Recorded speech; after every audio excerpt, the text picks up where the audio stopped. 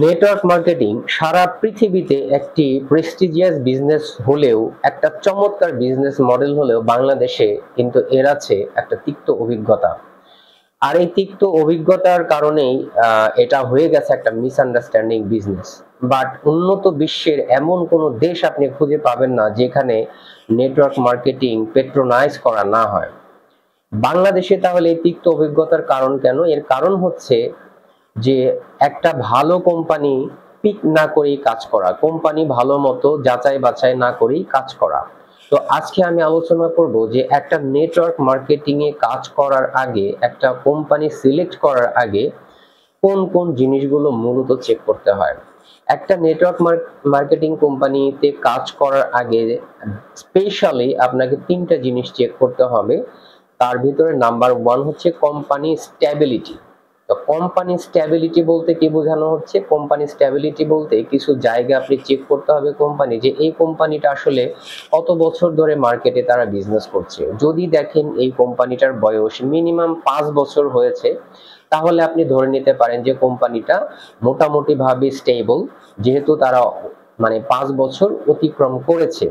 আমাদের দেশে কিন্তু ম্যাক্সিমাম কোম্পানি স্ক্যাম করতে আসে, তারা 6 মাস 1 বছর হাইয়েস্ট 2 বছরের বেশি তারা রান করতে পারে না, কারণ তারা আসলে স্ক্যাম করতেই আসে। যদি 5 বছর কোনো কোম্পানি রান করে তাহলে প্রাথমিকভাবে আপনি সেই কোম্পানিটাকে সিলেক্ট করতে পারেন।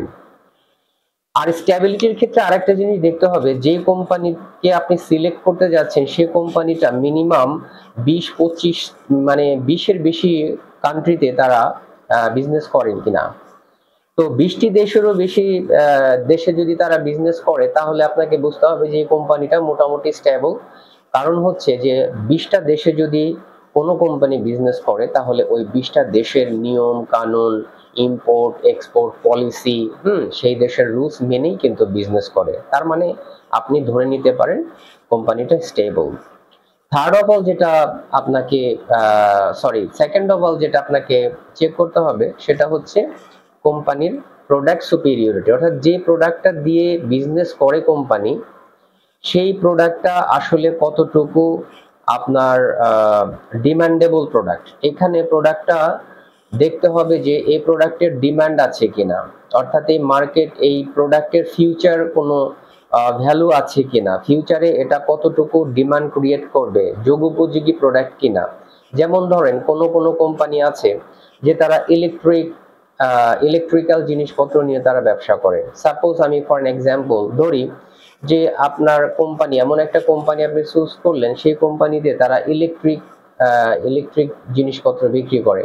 তো একটা ফ্রিজ ধরেন, সাপোজ একটা ফ্রিজ, তো ওই কোম্পানিতে যদি আপনি কাজ করেন, আপনার একটা কাস্টমারকে যদি আপনি একবার একটা ফ্রিজ দেন তাহলে কিন্তু মিনিমাম 5 থেকে 10 বছরের ভিতরে আপনি তার সাথে আর কোনো বিজনেস করতে পারছেন না, কারণ একটা ফ্রিজ মিনিমাম 5 থেকে 10 বছর চলবে।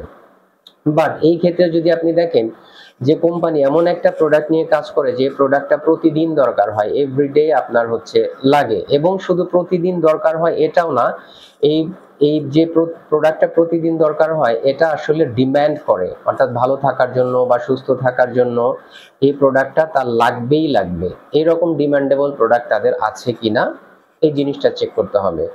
নাম্বার 3 মানে থার্ড অফ অল যেটা চেক করতে হবে সেটা হচ্ছে যে আপনার কোম্পানির মার্কেটিং প্ল্যান সিম্পলিসিটি। অর্থাৎ মার্কেটিং প্ল্যান এটা হচ্ছে একটা বড় চক্কর এই জায়গার ভিতরে। যদি আপনি কোনো কোম্পানিতে দেখেন যে তাদের মার্কেটিং এর ভিতরে শুধু রিক্রুটমেন্টটাকে হাইলাইট করা হয়, অর্থাৎ শুধু জয়েনিংটাকে হাইলাইট করা হয়, যে লোক নিয়ে আসতে হবে, রিক্রুটমেন্ট হলে জয়েন হলে আপনি সেখান থেকে বেশি কমিশন পাবেন, অর্থাৎ তাদের কমিশনটা মূলত নির্ভর করে হচ্ছে রিক্রুটমেন্টের উপরে, তাহলে বুঝতে হবে যে কোম্পানিটা মূলত আসলে খুব একটা ভালো প্র্যাকটিস করে না, কারণ এটা পিরামিড স্কিমের মধ্যে পড়ে, ফ্রড স্কিমের মধ্যে পড়ে। যদি তাদের আপনার হচ্ছে মেইন ফোকাসটাই শুধু থাকে রিক্রুট রিক্রুট রিক্রুট রিক্রুট, হ্যাঁ প্রত্যেকটা কোম্পানিতে রিক্রুটমেন্ট লাগবে, কিন্তু বুঝতে হবে যে তাদের আসলে টেন্ডেন্সিটা কি। টেন্ডেন্সিটা যদি থাকে যে শুধু রিক্রুটমেন্ট করা, লোকজন নিয়ে আসা, এবং লোকজনকে নিয়ে আসার পরে তারপরে হচ্ছে আপনার একটা যত লোক বেশি নিয়ে আসবে তত বেশি কমিশন, তাহলে বুঝতে হবে যে এইখানে আসলে মার্কেটিং প্ল্যানের ভিতরে কোনো ঝামেলা আছে। এই সমস্ত কোম্পানি কিন্তু একটা সময় তারা আসলে তাদের বিজনেসে আর সার্ভাইভ করতে পারে না। কিন্তু আপনি যদি দেখেন যে আপনার কোম্পানি, যে কোম্পানিটাকে আপনি সিলেক্ট করলেন, দেখলেন যে সেখানে এমন কিছু প্রোডাক্ট, তাদের ডিমান্ডেবল প্রোডাক্টের ডিমান্ড করে এবং সেই সাথে ডেইলি ইউজেবল প্রোডাক্ট, তাহলে কিন্তু ডেইলি ইউজেবল প্রোডাক্ট এবং ডিমান্ডেবল প্রোডাক্ট হলে যেটা হবে সেটা হচ্ছে একজন কাস্টমারের সাথে আপনার প্রতি মাসে